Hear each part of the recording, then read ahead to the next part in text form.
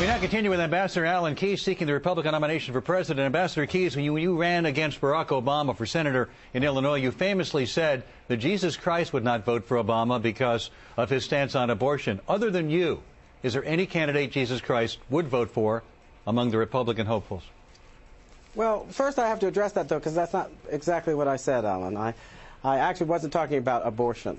Yes, we have differences on abortion that are deep and profound. I think they're terribly important. But Barack Obama defended infanticide, the killing of fully born infants who had survived a failed abortion attempt and were then left for hours in soiled linen baskets to die. Jill Stanek and others blew the whistle on this. There was a bipartisan majority, just as there was in the Senate of the United States, to stop it. And you know something? When the Born Alive Infant Protection Act was passed by unanimous consent out of the Senate, Hillary Clinton was part of that Senate. Barack Obama defended infanticide, refused to let that bill out of his little subcommittee in the Illinois legislature. As I understand it, it didn't get out until he left. That's deep-dyed, cold-blooded, ruthless ideology applied to such a degree that it bespeaks a hardness of heart for the sake of the defense of the so-called right to abortion that even his pro-abortion counterparts nationally can't understand. And when you're standing on a rung below Hillary Clinton in terms of your moral sensitivity, I have problems. Well, that's your opinion, sir. But what you actually said, your exact words were that Christ would not vote for Barack Obama because Barack Obama has voted to behave in a way that is inconceivable for Christ to have behaved. Are there other candidates on your side of the fence, on the Republican side, who you put in that category? Well, let me put it this way. I can't conceive of Christ voting for somebody who's going to disregard the claims of innocent human life. I can't see him supporting, for instance, some terrorist who flew into the 9/11 building and claimed innocent lives for the sake of his ruthless agenda, because the basic principle that you don't have the right, for the sake of your own convenience, agenda, whatever it might be, to take innocent human lives is what's at stake in the war on terror, which is why I don't see how we can believe that people who are deeply committed to abortion, who will violate that principle where the child in the womb, our posterity in the womb is concerned, are then going to be able to lead us consistently in a battle over that very moral principle of respect for innocent life. So I think that there's a problem there, yes. Hey, Ambassador, let me ask you this. You got into this race late. You not showing up in the polls. Do you really believe you have a chance to win? And or is that an issue for you, or do you just want to advance the agenda? John, first of all, no matter, I don't believe in the phony oracles. You call them polls.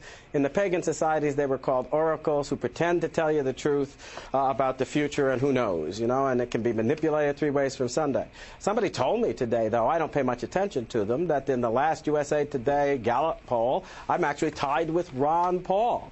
So if I got in late, I seem to be moving at least as fast as somebody who got in much earlier. I understand, but Ron Paul's at the bottom of the heap. But you just said... Hold it. You just said that I didn't show up in the polls. That's not quite true. And I said you got in late. You're very low in... I didn't get in late. A week after Fred Thompson, I made my formal declaration, and that's late. But Ambassador, so Fred Thompson got in early. I called you personally. Wait a minute. I called you personally, and I asked you to come on television and on radio. That's right. And you told me, I'm not doing any media for however period of time. As far as I know, this is your first television interview. But my point is, you have... let me explain that, though, Sean, because I did a lot of radio and other things, but I don't like moving along on the basis of illusion.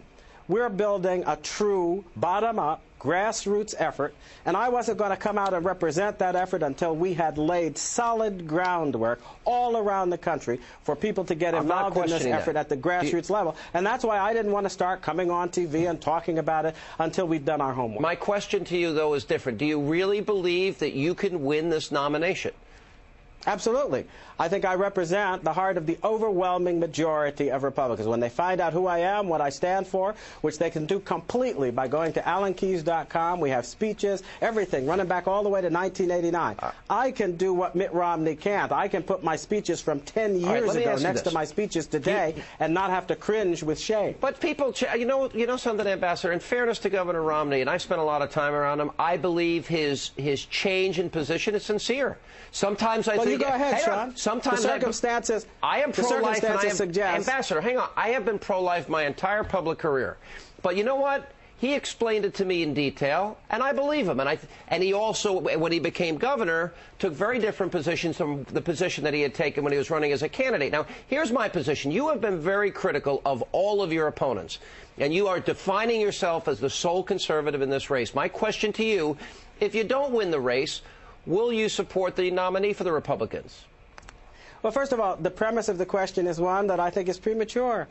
We have to wait until the people speak and that they have heard from people. I've been treated in such a way they don't want me to be heard from because they know that the heart of the grassroots Republican Party beats with the pro-life, moral conservative, strong on border sovereignty, strong on the issue of getting rid of the income tax and putting in the fair tax, strong in the war against terror because of the issue of moral principle that's involved, which is the same as the issue that's involved in abortion. People know and understand the coherence and consistency that I represent and have represented for many years. We're just out of time, but could you get a yes or no, if possible? Might you run as an independent? Well, I think if there's no good choice before the American people, a lot of us are going to get together to make sure they have a good, godly, moral choice. We'll see what it is.